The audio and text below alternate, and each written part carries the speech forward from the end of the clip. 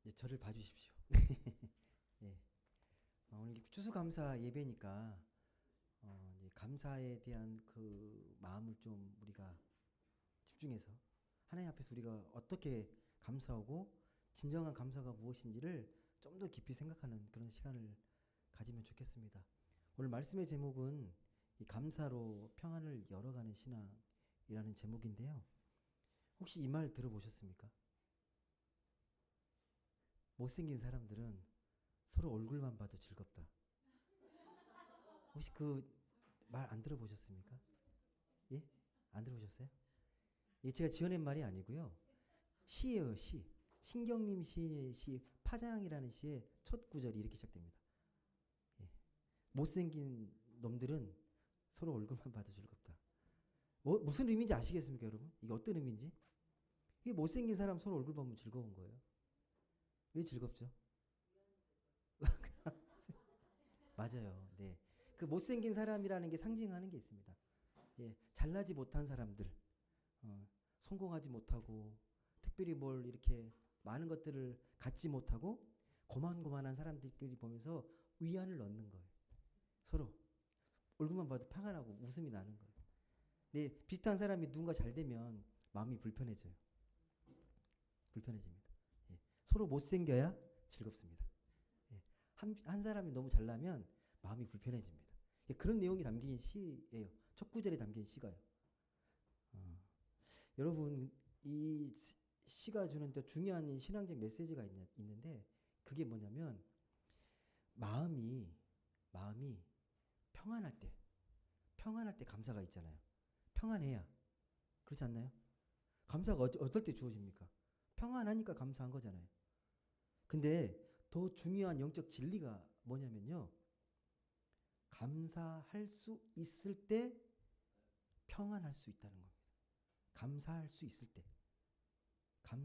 때 평안할 수 있습니다. 우린 신앙적으로 그래서 감사할 조건이 있어야 평안할 때 감사하는 게 아니라 감사할 수 있는 능력이 있을 때, 감사할 마음이 있을 때 진짜 평안을 우리가 흔들리지 않게 평안을 얻을 수 있다라는 말입니다. 근데 이거에 대해서 많은 사람들이 의문을 갖죠. 어떤 의문이냐? 문제가 계속 있는데 어떻게 평안할 수 있냐는 거죠. 문제가 계속 발생하고 문제가 계속 있는데 우리가 어떻게 평안할 수 있냐라고 그렇게 불만을 토로할 수 있습니다. 감사하고 싶어요. 근데 문제가 계속 생겨요. 감사가 안 돼요. 라고 우리가 불만을 토로하는 거죠. 여러분 추수감사절이라는 말 하면 딱 떠오르는 상기되는 게 뭐죠? 추수감사절 그러면 딱 떠오르는 이미지가 뭡니까? 추수감사 그러면 황금빛으로 일렁이는 누런 이 들판 또 탐스럽게 익은 그 열매들 그리고 산에 이렇게 가보면 설악산에 그 단풍 같은 거 이게 추수감사절의 이미지 아닌가요? 이미지 무엇이든 간에 추수감사절 딱 하면 풍요로운 이미지가 딱 떠오릅니다. 풍요롭다. 마음이 넉넉해진다. 라는 의미입니다. 근데 여러분 이 추수감사절을 왜 지키는지는 아시죠? 왜? 1년에 11월 우리가 11월 주로 셋째 주에 드리는데요. 이건 어떤 전통이냐면 미국 추수감사절의 전통에 따라서 우리가 그대로 11월 셋째 주에 드리는 거거든요. 보통은 이제 그래서 이걸 지키는데 요즘 많은 교회들이 좀 변화를 갖고 있습니다. 추석이 우리의 추수감사절 아니냐. 그래서 추석을 전후로 해서 추수감사절을 지키는 교회들도 많이 늘어가고 있습니다. 근데 추석 때 또 우리가 추수감사 드리기 너무 일러요. 아직 열매가 있지 않았습니다. 너무 빠릅니다. 근데 셋째 주는 또 늦은 감도 있습니다. 그러잖아요. 약간. 그래서 11월 첫 주 정도가 적당하지 않을까라는 생각을 해보긴 해요. 계절적으로. 계절의 감각을 쫓아가면. 그래도 이제 11월 첫 주쯤 되면 이제 가을 거지도 끝나고 낙엽도 떨어지고 또 마음을 추스리기 좋은 계절 게 11월 첫 주 정도? 여러분 어떻게 생각하십니까? 예. 딱 언제 지키라고 정해진 절기가 아니라 우리가 그 전통과 그 의미를 잘 담아서 지켜야 되거든요. 이 추수감사절은요. 여하튼 추수감사절의 의미는 한 해 동안 우리가 하나님께서 우리에게 베풀어 주신 그 은혜를 이 추수감사절 이 첫 열매를 드리면서 그 감사의 은혜를 담아서 드리는 절기가 추수감사절입니다. 오늘 처음에 불렀던 우리 찬양 있잖아요. 제가 그걸 추천을 했는데 오신실하신 주. 그 첫 가사가 이거잖아요. 하나님 한 번도 나를 실망시킨 적 없으시고, 그게 첫 가사입니다. 언제나 공평과 은혜로 나를 지키셨네.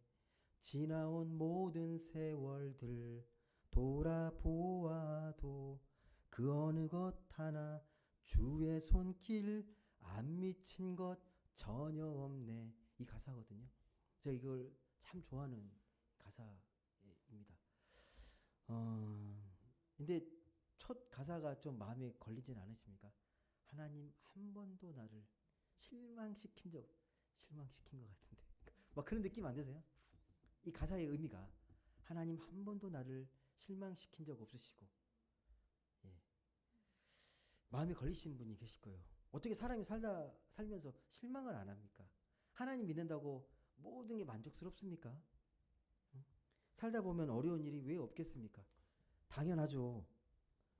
근데 그걸 우리가 감사라는 한 단어로 퉁치고 감사라는 말씀 막 우겨놓기가 쉽진 않아요.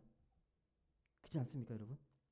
이 삶의 경험들을 다 그래 감사하지 우리가 이렇게 신앙적으로 이야기하지만 뭔가 좀 그래도 마음이 불편한 것들이 분명히 있습니다. 온전하게 완전하게 감사하는 게 그게 쉽지는 않습니다. 그럼에도 불구하고 우리가 그래도 감사하라고 하는 이유가 뭘까요? 그게 우리가 심정적으로 인간적으로는 쉽지 않지만 하나님은 우리에게 감사하라고 감사를 우리에게 이야기하는 이유가 뭘까요? 무엇 때문일까요? 왜? 감사를 주시는 하나님이 우리와 함께 하시기 때문에, 감사의 뿌리, 감사의 본질이신 하나님께서 늘 우리와 함께 하시기 때문에 그렇습니다. 다시 말씀드리지만 조금만 정직하게 우리의 마음을 고백하게 되면 하나님 감사합니다 라는 고백보다도 하나님 조금 불만스럽습니다. 조금 더 잘해 주시지. 좀만 더 저를 이렇게 좀 보살펴 주시지. 이게 감사의 기쁨도 있지만 내 마음속에는 원망도 있고 억울함도 있어요. 억울한 마음도 있습니다. 분명히 있습니다. 근데 그런 생각에 사로잡힐 때가 우리가 또 많아요. 하나님 믿어도 누군가를 원망하게 되고 누군가를 또 이렇게 후회하게 되고 또 억울함도 느끼고. 그 까닭이 뭐라고 생각하십니까, 여러분? 그 까닭이 현실이 그런가요? 현실을 보면 감사할 수 없는 게 너무 많아서 그런가요? 사실 우리의 삶을 보면 그래도 풍요롭잖아요. 그래도 천천히 살펴보시면 그래도 오늘 우리 박진임 집사님 기도하셨던 것처럼 감사할 제목 조건들은 분명히 많이 있잖아요. 예전보다 지금이 더 나은 삶을 분명히 살고 계실 겁니다. 그게 하나님이 함께 하시다는 증거거든요. 동일한 것인데 동일한 것을 하나님과 함께함으로 하나님의 눈으로 보니까 좀 더 감사가 깊어지는 겁니다. 당연한 것들이 좀 더 깊어지는 겁니다. 그럼에도 불구하고 우리가 불평과 원망에 사로잡히는 까닭, 내게 주어진 것들을 너무 당연하게 여기기 때문에 처음에는 기뻐하고 감사했다가 시간이 지나면 당연한 거죠. 내 옆에 가족이 있는 게 너무 고마운데 어느 순간에 당연하게 여겨지고, 내게 자녀가 있는 게 너무 고마운데 그걸 당연하게 여기게 되고, 지금 우리가 누리고 있는 것들을 당연하게 여기고 있는 마음들이 우리의 감사의 조건들을 상실하게 만듭니다. 집에서 부모님이 자녀와 가족들을 걱정하고 챙기고 뒷바라지하고 당연한 겁니까? 세상은 다 그렇게 하는 거지 라는 게 당연한 겁니까? 아버지가 일터에 나가서 속 다 빼놓고 참고 인내하면서 가족을 보살피는 게 당연한 일입니까? 아닌 가정도 많잖아요. 혹시 엄부렁하다라는 말 우리말 하십니까? 엄부렁하다 들어보셨습니까? 엄부렁하다. 이게 무슨 말이냐면요. 볕단을 묶잖아요. 이렇게 볕단을 단단하게 묶는데 이제 거기서 한두 개씩 속을 이렇게 빼면 속을 이렇게 빼게 되면 겉은 이렇게 뭐 특별히 문제가 없어 보이는데 속은 갈수록 비잖아요. 이렇게 뭐 허해지잖아요. 속이 이렇게 부실해지고 그걸 엄부렁하다라고 말합니다. 이 말을 주로 언제 쓰냐면요. 우리네 어른들이 또 이렇게 단단해 보이는 사람들이 그 속을 보게 되면 비어 있다라는 거예요. 예, 속을 다 빼주고 그렇게 삶을 견디고 살아오면서 겉은 멀쩡한데 속은 비어 있다라는 거예요. 예, 우리 부모들이 그러고 우리 어른들이 그렇다는 거예요. 예, 그렇게 삶을 지탱하고 견뎌왔기 때문에 우리가 살아갈 수 있다라는 거죠. 얼마나 감사한 일입니까? 예, 당연한 게 아니잖아요. 자녀가 건강하게 자라고 부모 말에 순종하는 것도 당연한 게 아니잖아요. 안 그런 가정도 많잖아요. 예. 부모 입장에서는 별로 잘해준 것도 없고 능력도 없는데 그래도 부모라고 인정해 주는 게 참 감사한 거죠. 그래도 부모라고. 다른 부모에 비하면 못 해주는 게 너무 많아도 그래도 부모라고 인정해 주는 거. 예. 뭐 저 같은 예, 부족한 목사라고 이해해주고 인정해주고 신뢰해주는 건 참 고마운 일입니다. 감사한 일입니다. 여러분 우리가 사랑을 받을 뿐만 아니라 사랑해야 할 사람이 있는 거. 예, 또 나한테 할 일이 있다는 게 그 어느 것 하나 당연한 게 아닙니다. 당연한 게 아닙니다. 생각하면 할수록 우리의 삶은 이 사랑의 빛으로 가득한 세상입니다. 은혜의 빛으로 감사하지 않을 수 없습니다. 우리가 누리고 있는 모든 것은요. 정말 냉정하게 보시게 되면요. 당연한 게 아니에요. 은혜입니다. 은혜. 은혜로 주어진 겁니다. 그 모든 것 우리가 하나님의 선물로서 하나님의 축복으로 볼 수 있는 안목이 필요합니다. 우리가 나된 것은 누군가의 헌신과 희생과 사랑 덕분입니다. 지금까지 여기까지 내가 살아올 수 있는 건 반드시 여러분을 지탱해 준 누군가의 도움 또 누군가의 그런 사랑 그 은혜의 빛이 있었기 때문에 가능한 겁니다. 여러분 무엇보다도 우리가 더 감사해야 할 일은 뭐냐면 하나님께서 우리를 불러주셨잖아요. 예, 이 땅 가운데 살라고 불러주시면서 너는 이 땅에서 하나님의 손과 발이 되라고 그렇게 우리를 부르셨다는 겁니다. 누군가의 하나님의 손이 되고 발이 되라고 그렇게 우리를 부르셨다는 겁니다. 그래서 오늘 본문에 보시게 되면요. 바울은 성도들을 향해서 이렇게 그의 부르심에 합당한 사람이 되게 해달라고 기도합니다. 하나님의 부르심에 각자가 합당한 사람이 되게 해달라고 꼭 그런 사람이 되게 해달라고 중보하는 내용이 나옵니다. 하나님 우리를 부르셨는데 각자가 부르신 목적이 있잖아요. 그 목적에 합당한 사람이 되게 해달라. 여러분 우리가 이 자리에 이렇게 있는 것도 은혜잖아요. 그리고 우리가 이 세상에 온 것도 정말 은혜지 않습니까? 마치 빛이 있으라. 그러니까 빛이 생긴 것처럼 예, 주님은 우리 존재의 뿌리입니다. 예, 우리가 왜 이 땅에 있는가? 하나님 부르셨으니까 있는 거예요. 예, 하나님을 빼고 하나님을 모르게 되면 예, 불안해지고 공허해지는 거예요. 예, 근데 우리의 존재의 뿌리는 분명히 알잖아요. 하나님 부르셨기 때문에 우리가 이 땅 가운데 서로 더불어 살라고 그렇게 부르신 겁니다. 그거에 대해서 흔들리시면 안 됩니다. 그렇다면 당연히 이런 질문이 돼야죠. 그러면 하나님이 왜 이 세상에 불러내신 까닭은 어떻게 살라고 부르셨냐? 그 질문을 드려야 되잖아요. 하나님 이렇게 부르셨는데 하나님 어떻게 살면 되겠습니까? 어떻게 살아가면 됩니까? 라는 걸 물으셔야 되잖아요. 분명히 우리를 부르신 건 이 세상에서 할 일이 뭔가 남았기 때문에 우리가 할 일을 다 마치게 되면 하나님 우리를 부르실 거예요. 부르실 겁니다. 건강하든 건강하지 않든 상관없습니다. 하나님 때가 되시면 우리를 부르십니다.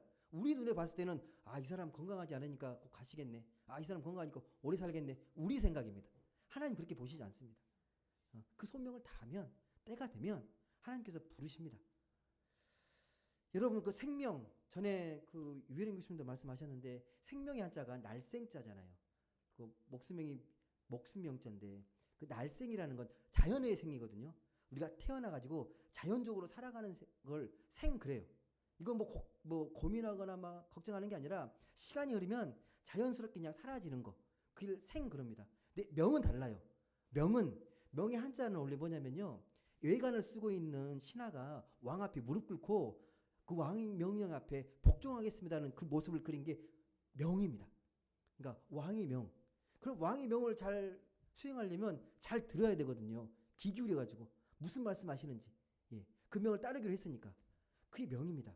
그러니까 우리의 생명이라는 건 자연적으로 태어나서 우리가 어떻게 살 건지를 결단하는 게 생명입니다. 우리는 하나님이 부르셨잖아요. 하나님이 부르신 그 목적에 맞게, 그 하나님의 명령에 맞게 잘 살아가는 거예요. 그래서 하나님 말씀에 귀를 기울이는 이유가 거기에 있죠. 잘 알면, 말씀 듣지 않아도 잘 알면 안 읽으셔도 돼요. 근데 우리 말씀을 계속 깊이 있게 듣고 이해하면서 하나님의 뜻에 민감해야 합니다. 그래야 우리가 들을 수 있거든요.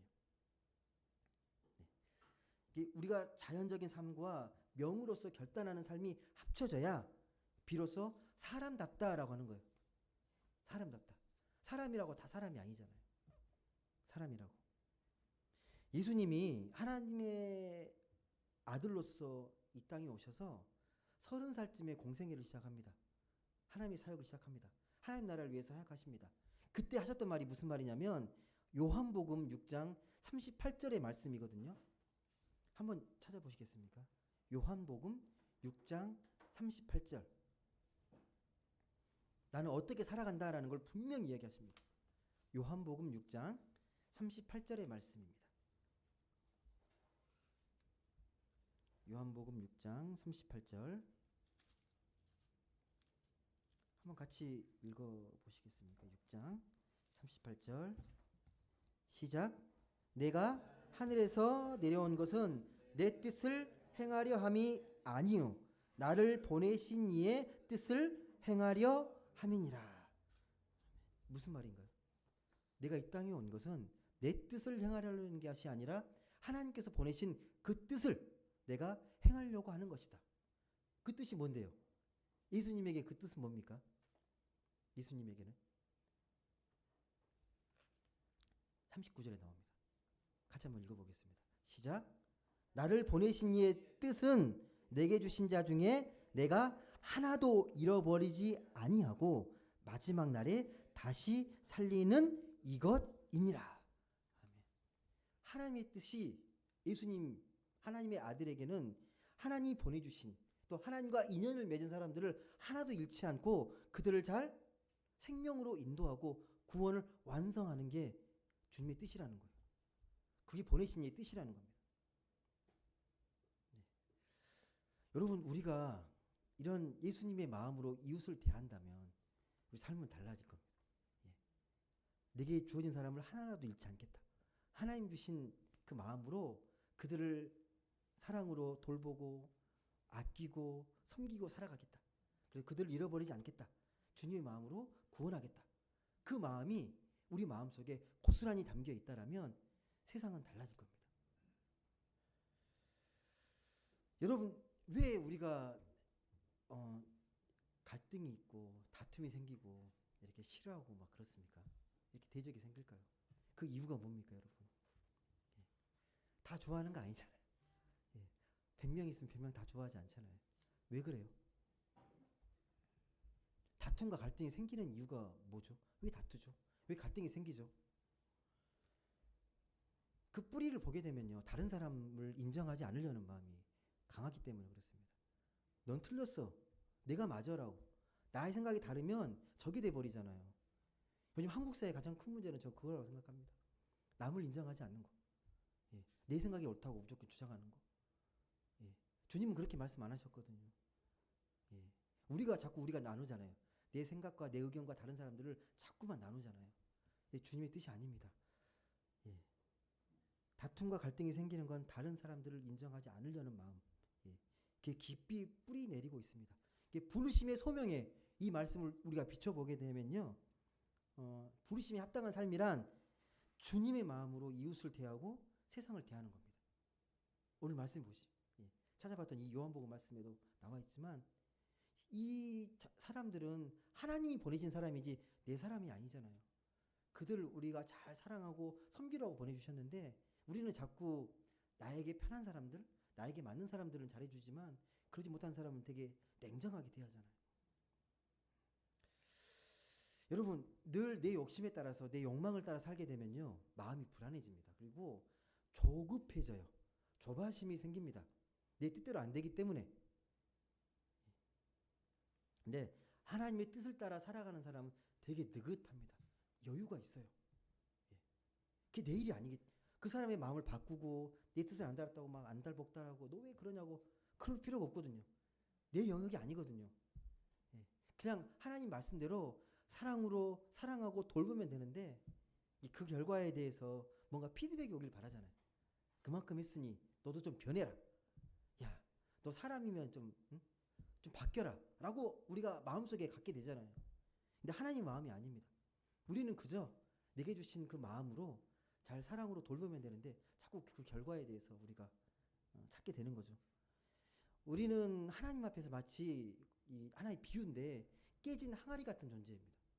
우리는 완벽할 것 같은데요, 깨져 있어요. 깨진 항아리 아시죠? 물을 부으면 어떻게 됩니까? 다 새잖아요. 거기다 물을 담을 저장소가 될 수도 없고요. 물을 이게 옮길 수 있는 운반하는 그런 기구가 될 수 없습니다. 실패작이죠.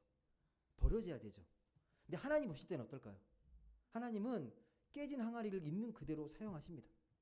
우리 있는 모습 부족한 대로, 완벽하지 않고 정말 부족한데도 그 모습 그대로를 사용하셔서 하나님의 역사를 이루시잖아요.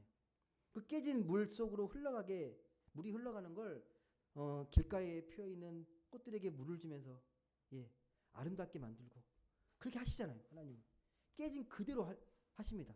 필요하면 또 보듬고 또 다듬고 하시면서 만들어 가시면서 우리를 사용하십니다. 하나님은 그런 분이세요. 우리가 부족하다고 우리를 버리시는 분이 아니라 있는 그대로 또 필요에 맞게 우리를 잘 사용하시는 그런 분이십니다.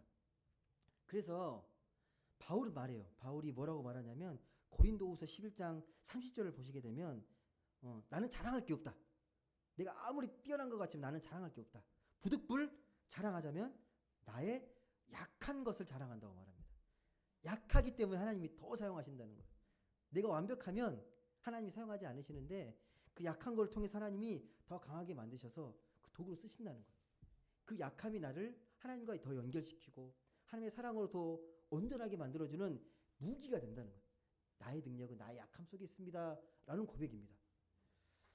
여러분, 세례를 우리가 받기 전에 다 세례 받으셨잖아요. 첫 번째 요리 문답이 있어요. 이게 웨스트민스터의 신앙 고백에서 세례 문답을 우리가 따오게 되는데 첫 번째 질문이 뭔지 아시죠? 혹시 기억나십니까? 세례 받을 때 세례 문답하는 첫 번째 질문 기억나십니까? 어떤 질문 했는지? 너무 오래돼서 기억이 안 나십니까? 너무 오래돼서? 어떤 것? 사람의 으뜸가는 목적이 무엇입니까? 사람의 첫째 가는 목적이 무엇입니까? 사람의 첫째 가는 목적이 무엇입니까? 답이 뭐예요? 하나님께 영광 올려드리는 삶입니다라고 고백하는 거거든요. 너무 오래돼서 기억 안 나십니까? 우리 삶의 목적이 뭐냐? 사람의 첫째 목적이 뭡니까? 라는 그 질문에 첫 번째 대답이 뭐냐면 우리는 하나님께 영광 올려드리기 위해서 살아가는 겁니다 라는 고백입니다. 하나님께 영광을 돌리는 것입니다. 모르지 않으시죠? 다 아시잖아요. 근데 그 의미는 뭡니까? 그럼 여러분, 그 의미는요? 그 의미는 뭐예요? 그 의미가 뭘까요? 하나님께 영광을 올려드린다는 게 뭐예요? 여러분의 삶 속에서. 그게 어떻게 하면 하나님께 영광을 올려드리는 거예요? 길거리에 서가지고 이렇게 서 있으면 됩니까? 이렇게 영광 올리면 되는 거예요? 어떻게 하시면 되는 거예요? 하나님께 영광 올려드리시려면 계속 길거리 찬양하고 막 기도하고 그러면 됩니까? 완전 서기관 바리새인이시네. 예, 뭐 어떻게 하는 거예요? 하나님께 영광 올려드린다는 게 우리를 통해서 하나님의 영광을 받겠다는 건 우리 삶을 통해서 받겠다는 거잖아요. 우리 삶을 통해서 우리 삶의 증거가 돼서 믿지 않은 사람들이 아, 하나님은 이런 분이시구나, 하나님이라는 게 이런 거구나 하고 경험케 하는 거잖아요. 하나님의 현존을 경험하게 하는 게 우리의 삶이 되어야 하는 거죠. 그게 하나님께 영광 돌리는 거잖아요. 여러분을 통해서 하나님의 영광이 비춰져야 되는 거죠. 아, 하나님 믿는 사람 바로 그래, 저렇게 사는 게 맞아. 그런 소리를 들어야 되는 거잖아요.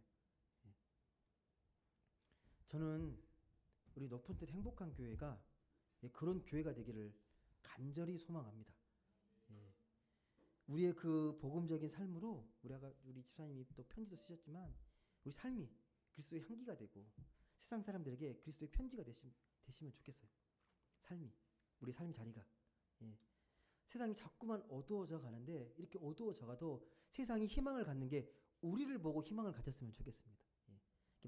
산 위의 마을처럼 산 위의 마을이 집이 빛을 비추는 것처럼 그런 존재가 되면 좋겠어요. 여러분의 삶이 우리 교회가 우리 교회가 그런 밝은 생명의 기운을 세상 가운데 비칠 수 있는 그런 생명의 발전소 그런 곳이 여러분의 삶이 되고 이곳이 되면 정말 좋겠습니다. 제가 정말 감사하게 생각하는 게 있어요, 여러분들 볼 때 여러분들의 그 마음이 점점점 더 따뜻해지고 더 사랑스러워져 간다라는 사실입니다. 정말입니다. 저는 이 자리에서 말씀을 전할 때마다 그런 생각을 해요. 어제도 우리 신앙 독서 모임 때 잠깐 말씀드렸는데 내가 왜 말씀을 전하지? 내가 왜 여기서 뭐 하고 있지라는 거. 강의를 왜 하고 내가 말씀을 왜 전하는지. 왜 하는 목적이 뭘까? 그 본질을 놓지 않으려고 계속 질문을 던지게 되는데 만약에 지금 앉아 계신 분들이 여러분들이 아니고 내가 싫어하는 사람들 100명을 앉혀놓고 내가 어떻게 할 수 있을까? 네. 그리고 만약에 설교를 이 예배의 자리인데 저보다 훨씬 뛰어난 훌륭하신 뭐 신학교 교수님이나 그런 분들이 다 하잖아요. 근데 한다 그러면 제가 어떻게 말씀을 전하겠어요? 여러분이니까 제가 말씀을 편하게 여러분을 무시한다는 게 아니고요. 그래도 신뢰하니까 여러분들이 저의 말씀 가운데에서 함께 신뢰하는 마음이 있으니까 이렇게 편하게 말씀을 전할 수 있는 게 아닐까? 예, 그게 느껴지는 거죠. 점점 따뜻한 마음으로 사랑하는 마음으로 느껴지는 겁니다. 바라기는 여러분 우리가 이 수원 지역에 있는데요. 이 수원 지역 안에서 우리가 더 깊고 따스한 마음으로 우리 주변의 이웃들을 사랑으로 그 사랑이라는 것들이 문화적인 감각으로 표현되거든요. 이 시대에 맞게 원색적인 복음으로 여러분이 사랑할 수 있는 게 아니고요. 그 복음을 잘 이쁘게 그 삶의 문화로 잘 포장해서 전달하는 겁니다. 내가 할 수 있는 최선을 다해서 좀 섬세해야 됩니다. 세련돼야 합니다. 교양이 있어야 합니다. 그 복음을 전할 때 그래서 무리해서는 안 됩니다. 그런 복음의 사람들이 여러분들이 되셔야 합니다. 그 마음으로 지금 이곳 이 문화선교라는 이름으로 행복한 산책이 계속해서 사역하는 겁니다. 그 마음을 가지고 미약하게 시작된 우리 교회의 문화 사역의 이 몸짓이요 점점점 의미 있는 파장으로 이 지역사회에 스며들고 있다고 저는 생각하고 있습니다. 그게 느껴질 때가 참 많습니다. 그래도 소중한 귀한 역할을 하고 있구나라고 느낄 때가 참 많습니다. 여러분 처음에 이곳에 교회를 세우고 도서관을 만들고 할 때 왜 걱정이 없었겠습니까? 왜 문제가 없었겠습니까? 지금이야 감사의 고백을 하지만 처음에 시작할 때 얼마나 고민이 많았겠습니까? 정말 사람이 올까? 여기 어떻게 알고 오지? 아시겠지만 여기는 우리 오래된 건물의 2층 건물이고 교회 간판도 잘 안 보이고요. 찾아오려면 되게 불편하고요. 주차도 힘듭니다. 근데 만약에 사람이 하는 일이면 불가능하죠. 근데 하나님이 하시고 하나님의 신실한 믿음을 갖고 내게 주신 삶을 내가 정직하게 살아가게 되면 함께 하신다는 믿음 때문에 여기까지 온 거잖아요. 문화선교는 다른 게 아닙니다, 여러분. 내게 주어진 삶을 복음으로, 삶으로 증거하는 겁니다. 그 복음을 삶으로. 우리의 삶이 복음이 되어서 문화적 감각으로 잘 표현하는 겁니다. 이런 삶의 자세와 결단, 그 마인드로 살아가는 게 제가 강조하는 문화 선교사입니다. 해외 나가서 복음을 전하는 선교사뿐만 아니라 일상의 삶의 자리에서 복음으로, 문화적인 복음으로 삶을 전하는 문화 선교사이십니다. 그럼에도 계속해서 우리가 하나님 앞에서 나아갈 때 가장 중요한 게 그래서 감사예요. 이걸 헤쳐나갈 수 있는 능력이 감사에 있습니다. 계속 불평하고 불만을 갖고 어렵다고 좌절하고 어두워지면요 못합니다. 근데 그 마음을 뚫어갈 수 있는 게 우리에게 주신 이 감사의 능력입니다. 감사가 있기 때문에 여기까지 올 수 있는 겁니다. 그 개그맨 그 박미선 씨라고 아실 거예요. 되게 유명한 분이시니까 되게 신실하신 분이에요. 제가 간증도 많이 들었고 되게 믿음도 좋으신 분이신데 이분이 유방암에 걸리셔가지고 초기 그래도 발견해서 치료를 받았는데 임파선에 전이가 돼가지고 복잡해진 거예요. 치료가 항암 치료도 받게 되고 근데 이분이 어디 유퀴즈 거기에 나왔던 것 같아요. 그래서 이제 여러 가지 이야기를 하는데 그 이런 감사의 고백을 하더라고요. 제가 암에 걸렸지만 그래도 겨울에 걸려서 감사하다고. 여름에 안 걸리고 겨울에 만약 여름에 걸리면 이 옷이 가볍게 입어야 되니까 몸이 붓고 막 이게 두드러기 막 일어나는 거 다 보여줘야 되는데 겨울이니까 그래도 감사할 수 있어서. 그리고 이제 항암 치료를 여름에 받잖아요.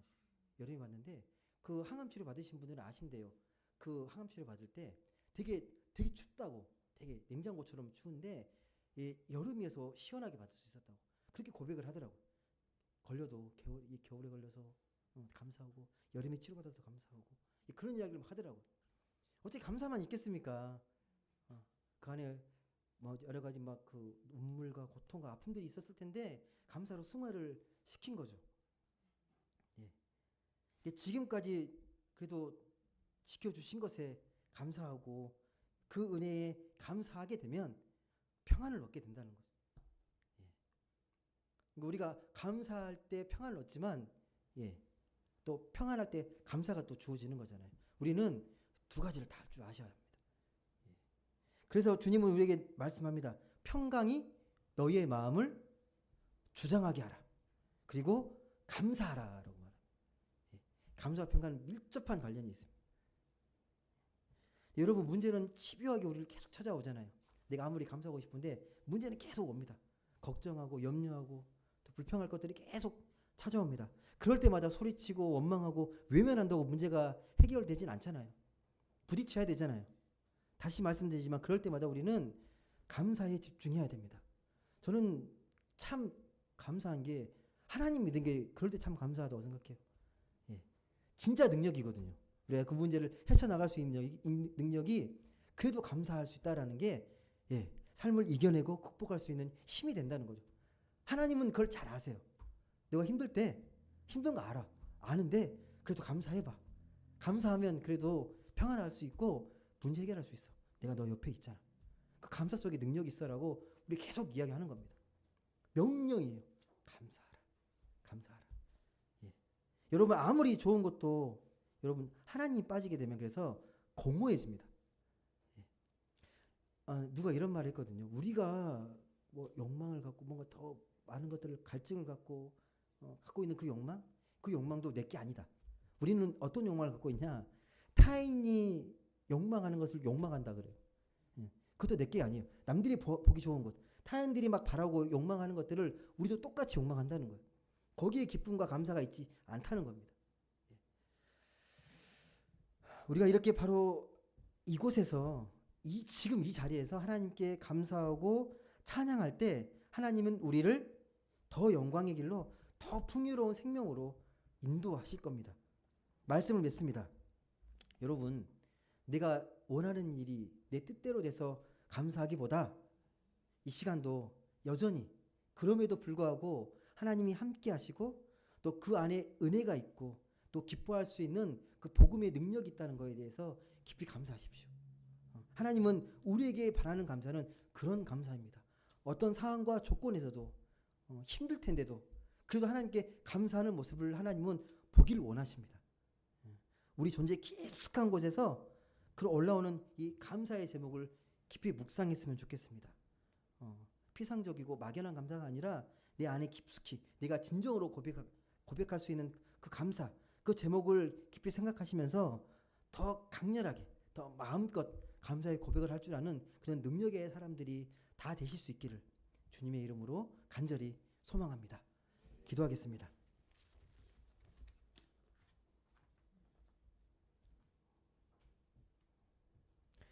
사랑과 은혜의 하나님 감사드립니다. 오늘도 귀하고 복된 이 추수감사 예배에 저희를 불러주시고 예배하게 하시니 너무도 감사드립니다.